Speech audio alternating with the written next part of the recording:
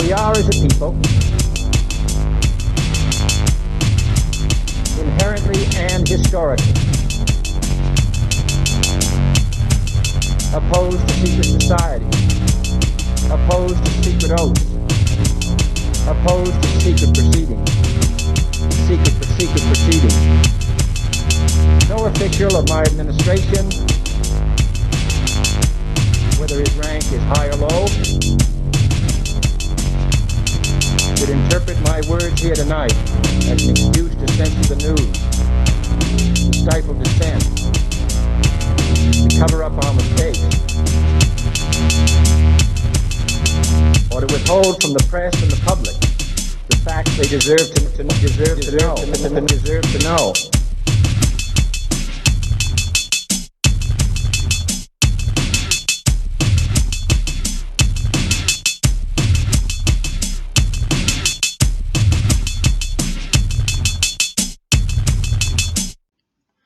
Welcome to Conspiracy Corner Podcast, everyone. This is Abe, your host.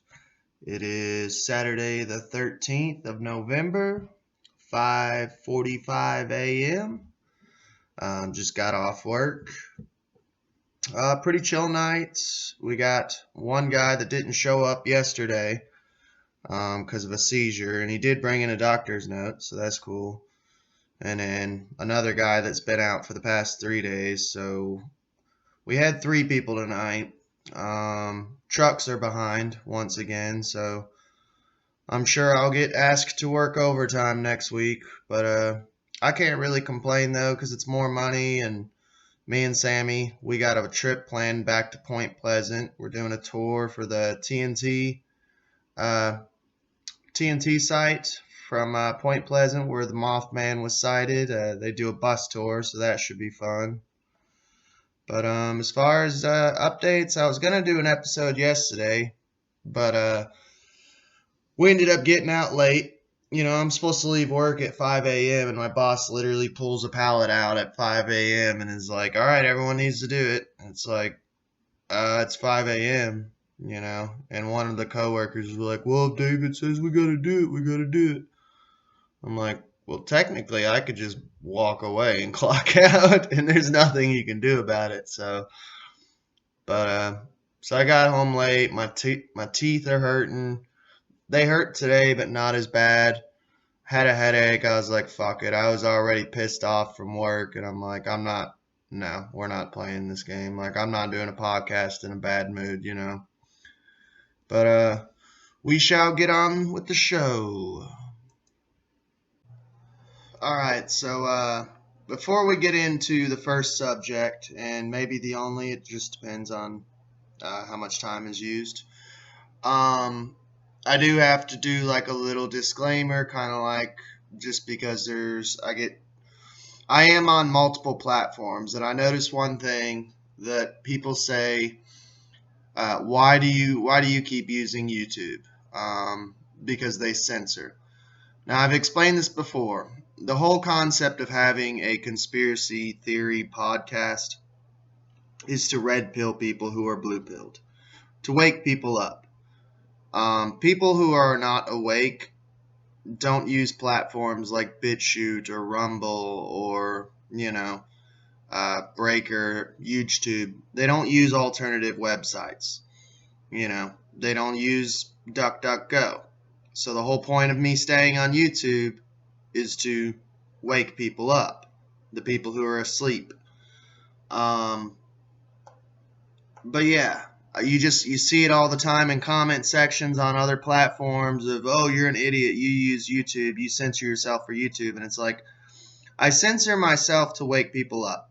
They still get the message, I just have to use code words. And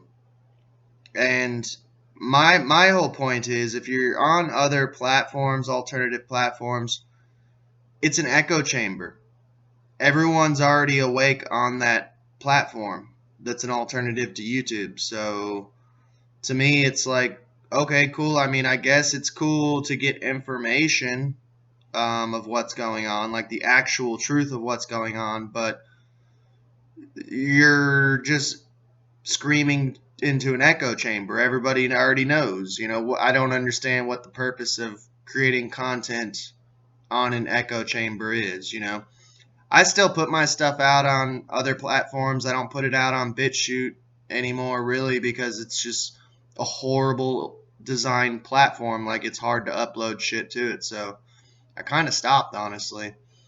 You can find all of our, like, uncensored stuff that's been banned on YouTube. You can find it on YouTube. But, yeah, I do a podcast. I focus mostly on audio format.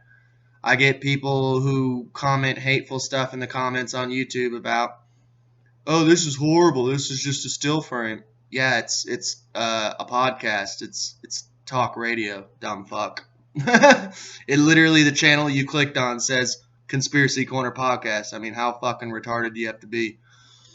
But yeah, it's talk radio. Chill out. Sit back. Relax.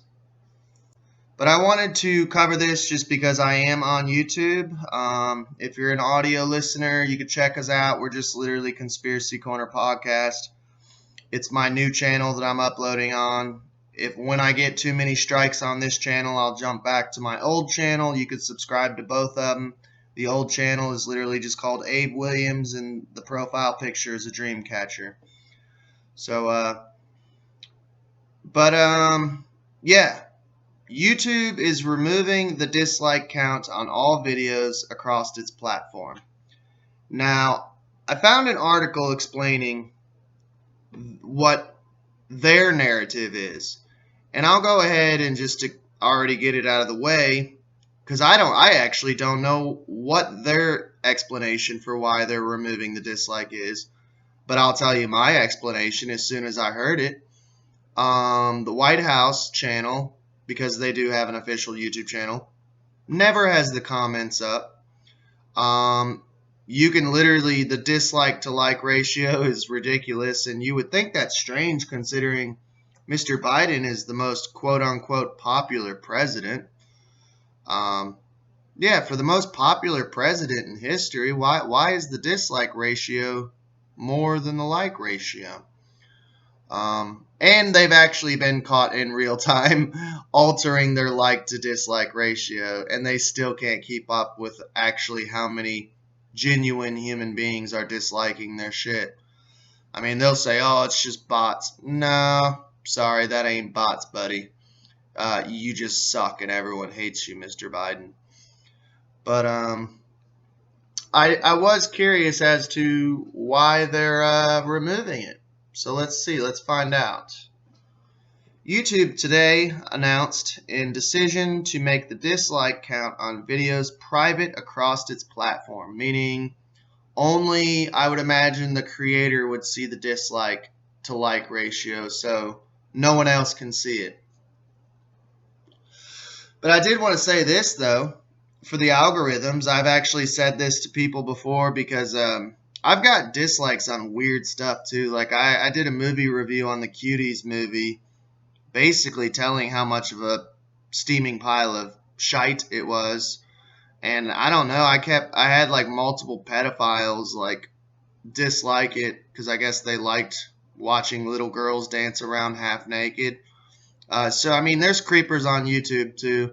That, or if you like, I reported on Secure Team, and I actually did it in a gentlemanly way, wishing the man the best of luck. But my channel is literally Conspiracy Corner Podcast, so I talk about ufology, and people just think I'm not going to sit here and talk about a hot subject. But yeah, his little cult members, they all came down and thumbs down it. And I wanted to bring this up, not that it doesn't actually bother me. I actually enjoy seeing thumbs down or thumbs up because the algorithms can't tell the difference. So the more thumbs down that I get, it doesn't tell the difference between thumbs down and thumbs up. It actually just keeps pushing the video up. So if you actually don't like the content I put out, the smart thing to do if you were an intelligent human being and actually know what you're doing would just be to not be giving a thumbs up or a thumbs down at all. Because if you give a thumbs up or thumbs down, either way it pushes me up the algorithm. So yeah, go ahead and dislike the video if you want. I don't really care. I've been in the game for 6 years. You're not going to break my heart in two. I've already lost my heart. Let's see. The decision is likely to be controversial, given the extent that it impacts the public's visibility into a video's reception. But YouTube believes the change will be better to protect its creators from harassment and reduce the threat of what it calls dislike attacks, quote unquote. Essentially, when a group teams up to drive up the number of dislikes a video receives. Like I said, I just explained it, so I'm not going to explain it again. It actually, the more dislikes you have, it just keeps pushing it up the algorithm. So if there is a dislike attack and the creator can't handle it, what are you doing on the internet? Because automatically as a content creator, I've already figured this out. You got to grow some cojones. You can watch my early videos. I kept apologizing over the littlest, smallest things. I kept getting bummed out. I don't even care anymore. Because unless you just grow some tough skin, which for some reason is, people can't do that nowadays, with the whole social justice, I'm triggered, you know, you're not going to make it. Grow some cojones. And if you're a girl, grow some ovaries. I digress. So yeah, they don't want bullying. The company says that while dislike counts won't be visible to the public, it's not removing the dislike button itself. Users can still click the thumbs down button on videos to signal their dislike to creators privately. Meanwhile, creators will be able to track their dislikes in YouTube Studio alongside other analytics about their video's performance if they choose.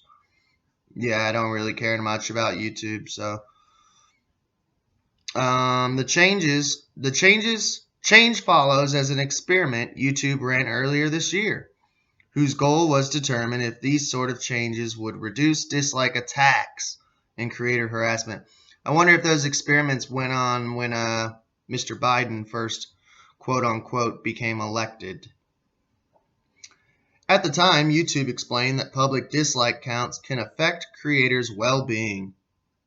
I guess. I mean, I have a full-time job that I work 6 days a week most of the time, so it doesn't really affect my well-being at all. Does it bother me when I feel like I put out a good episode and it's got a bunch of dislikes or hate mail in the comments?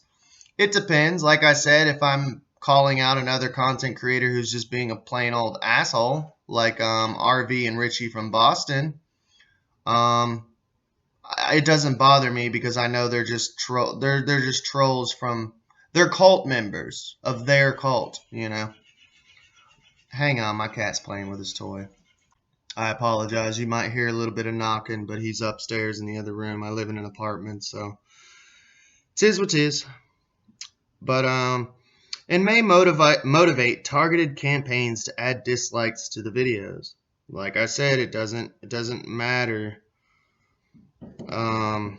YouTube said it had also heard from smaller creators and others who were just getting started on the platform that they felt they were being unfairly targeted by dislike attacks. I can kind of feel that. A lot of people, you know, when I would, like I said, whenever I cover like a bigger channel like Richie from Boston or RV or Larry Gators or Secure Team, I do feel like their cult members come by and, how dare you say anything, you know, bad or negative about my Lord and Savior. And it's like, well, no offense, your Lord and Savior is kind of being a jerk right now, you know, and causing drama when you literally look out the window and you're not even really looking out the window. But if you guys haven't realized, we're living in like Agenda 21, and you got content creators who are conquering and dividing themselves, which is falling into the hands of the elites, which is order out of chaos. Let's see. So the smaller channels, yeah, it can be discouraging. YouTube declined that, and they'll say crazy stuff. I had someone call me trailer trash, and I'm like, first of all, I'm in an apartment. And they called me a hillbilly like that was an insult, and it's like, No, actually, I wear hillbilly with pride. Now, if you called me a redneck, that'd be different. But hillbilly, yeah, I'll give you that one. And I've actually called myself a hillbilly, so doesn't really bother me.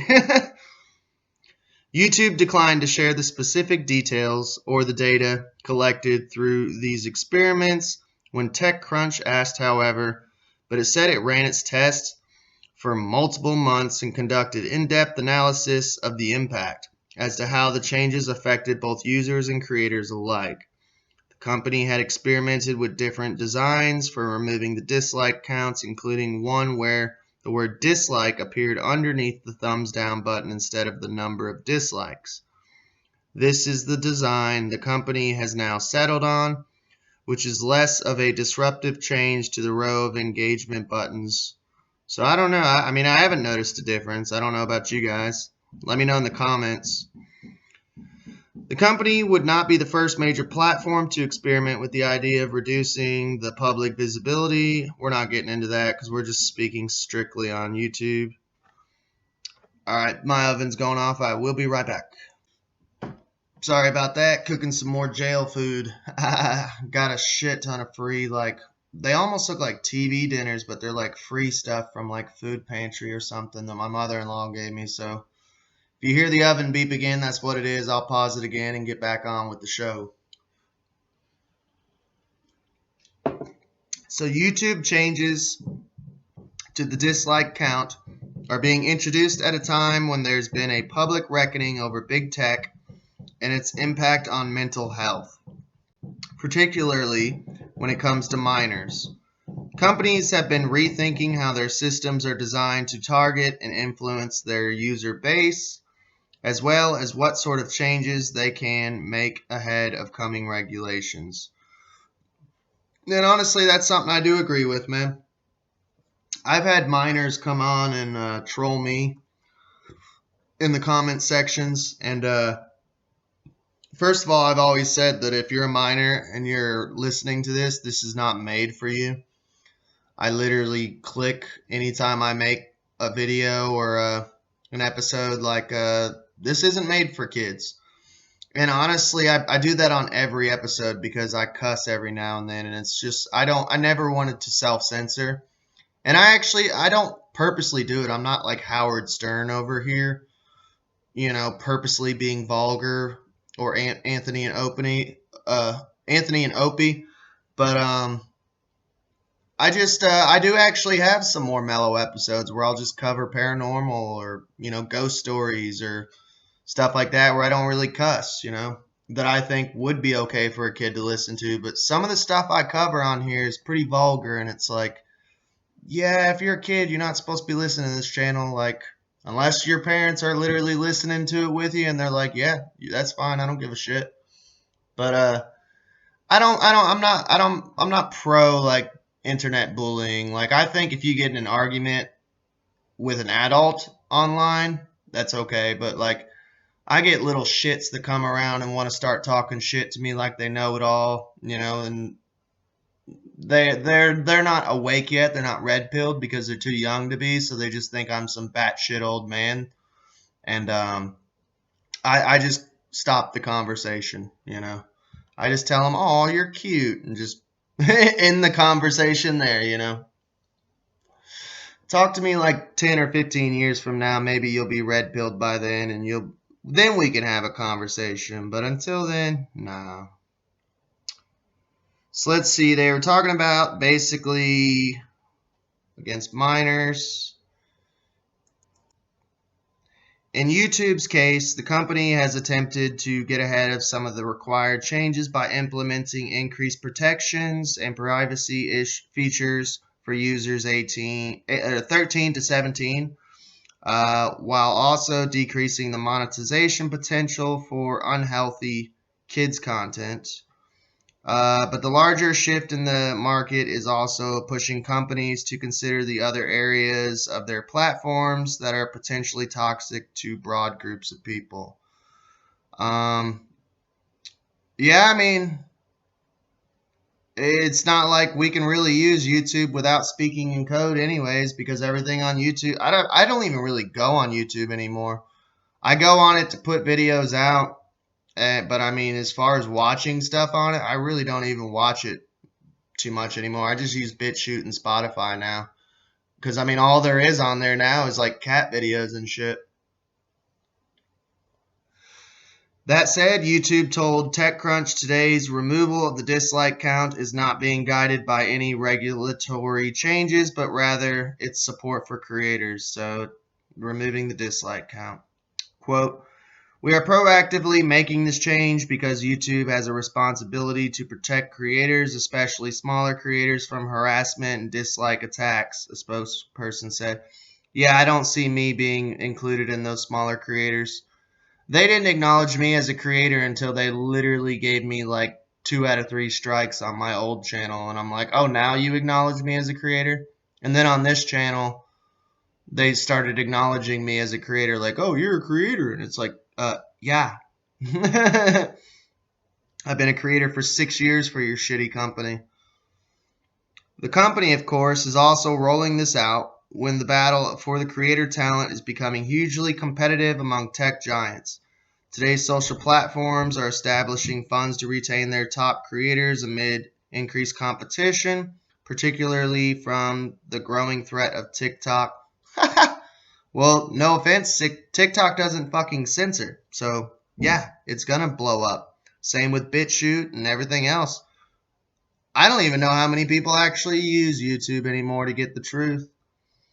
YouTube this year announced a $100 million creator fund to jumpstart its short-form video platform. For examples, and over the past year or so, it's introduced several new features and policies, blah, blah, blah.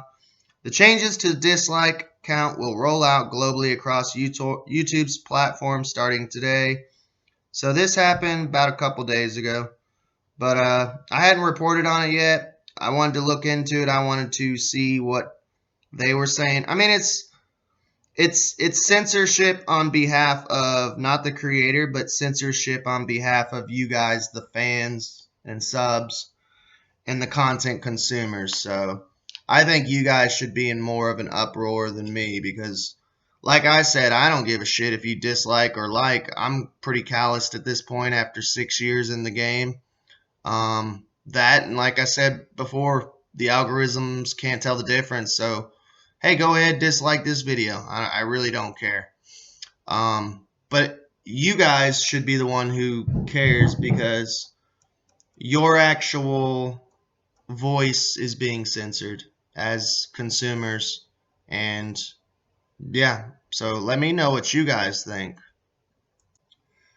All right, since we're covering, honestly, just news today, I do have some other news that has come out.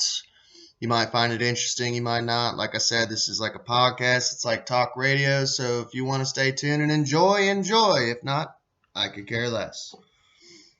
This is on Gene Simmons, man. Gene Simmons calls out anti-V-word, calls them evil and delusional. "If you're willing to walk among us unvaccinated, you're an enemy," the KISS frontman said. This is a little article by Bonnie Steinberg. While Eric Clapton continues to baffle his friends and fans with anti-V views, another famous musician has spoken out in the favor of the beer bug V word and gone so far as to call anyone who is willfully remaining unV'd evil and delusional. Okay, one thing that you're not mentioning is Eric Clapton was physically harmed and effed up from the wizard potion. Oh wait, you probably didn't hear about it because every time he says anything about it, he's probably getting deplatformed and censored. You can go on BitChute and type in Eric Clapton and he'll tell you straight to your face, this shit fucked him up. That and I do want to say this. For some reason within the conspiracy community, that's what I call it. The conspiracy theory community, you can call it the truth community, you can call it whatever. There's a large group of people who think that all of these celebrities and all these musicians, that they're all in on it. And I've explained this before. They can't all be in on it. And I truly don't believe that they're all in on it. I don't believe every single one of them are part of some elite Illuminati group. Clapton got effed up from the Wizard Potion. The Dry Eyes guy from the commercials, you know, Bueller, Dry Eyes. That guy, he got effed up from the Wizard Potion. A bunch of different people, man, have drank this Wizard Potion and are being fucked up. I mean, there's literally like, I think it was like 16 different athletes who have been effed up from drinking the Wizard Potion. So they can't all be in on it, dude. Sorry. Kiss frontman Gene Simmons wasn't shy about making his feeling about anti-V-word known in a recent interview. If you're willing to walk among us unV'd, you are an enemy, he told Talk Shop Live. You are not allowed to infect anybody just because you think you've got rights that are delusional. Delusional, huh? Okay.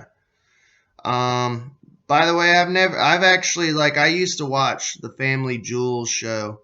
This was back when I was young, before I realized that reality TV was fake. He seemed funny on it, but I mean, knowing that reality TV is just like pro wrestling now, like it's obvious it's a script, you know.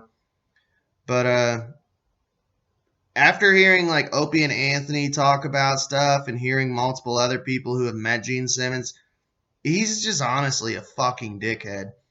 And the thing is, I was talking to somebody in a comment section because Apocalypse Now, Pockets of the Future was reporting on this. This got brought to my attention through Alex Jones, but you know, go check out both of those content creators. I mean, everyone knows about Alex, but go check out Pockets of the Future.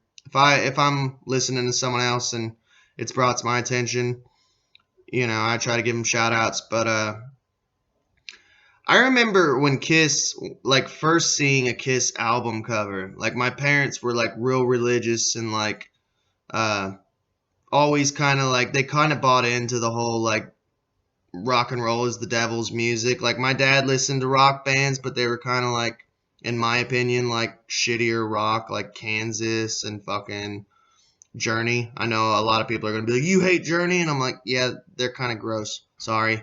I'm more into like punk rock and shit. But I remember seeing an album cover of a Kiss album, and I'm like, oh, dude, they must be like heavy metal. Like, I think the only reason they got big was because of their style, because of the face paint and the spikes and the leather.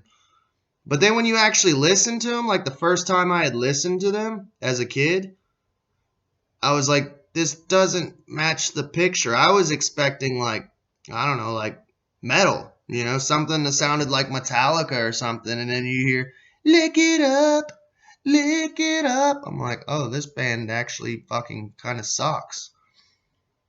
Simmons also pointed out that rights only go so far when it comes to endangering the health and safety of those around you. Well, if you're V-worded, then it shouldn't be endangering you whether I have the V word or not. Oh, wait, that's logic, sorry. You don't have the right to go through a red light, he said. Actually, the government has the right to tell you to stop. You have to put on the seatbelt. If they tell you you can't smoke in a building, you can't smoke in a building. And that's not because they want to take away your rights. That's because the rest of us hate it. Yeah, I forgot. He's like super straight edge, man. That's probably why, honestly, he walks around like he's got a stick up his ass. Maybe if someone gave him like a shot of liquor, might loosen him up a little bit. Give him a couple puffs off a joint or something. Yeah, there you go. We don't want to smell your smoke. The whole idea, this delusional, evil idea that you get to do whatever you want and the rest of the world be damned, is really terrible, he added. The 72-year-old musician also alluded to the recent revelation that Green Bay Packers quarterback Aaron Rodgers is unV'd, saying, I don't care if you play football or not. Stay away from evil people who don't care about your health. I love how all these people who like hate on the unV'd never take the time or consideration to go, well, maybe this person can't because of religious ideology or religious exemption. Or maybe this person is like the person speaking behind the microphone to you right now. I have autoimmune deficiency. They already said early on, unless they flip-flopped on that too, like they have everything else, not to take it because it will kill me. But you know, all they care about is themselves. And who this motherfucker probably he probably did get the wizard potion, the mosquito bite, and it was probably saline, like the rest of the motherfuckers that you can watch compilation of all these different politicians and all these different superstars who either they get a mosquito bite, but the plunger's down. Huh, how odd. Or, honestly, in my opinion, it's saline or vitamin B or something, but who knows? That's just a conspiracy. I mean, this is Conspiracy Corner Podcast, so you all have a good day. I'll catch you later. I'm going to eat some dinner and hope you all enjoyed. Hopefully it was informative, but catch you later. We are, as a people, inherently and historically opposed to secret society, opposed to secret oaths, opposed to secret proceedings. No official of my administration, whether his rank is high or low, should interpret my words here tonight as an excuse to censor the news, to stifle dissent, to cover up our mistakes, or to withhold from the press and the public the facts they deserve to know.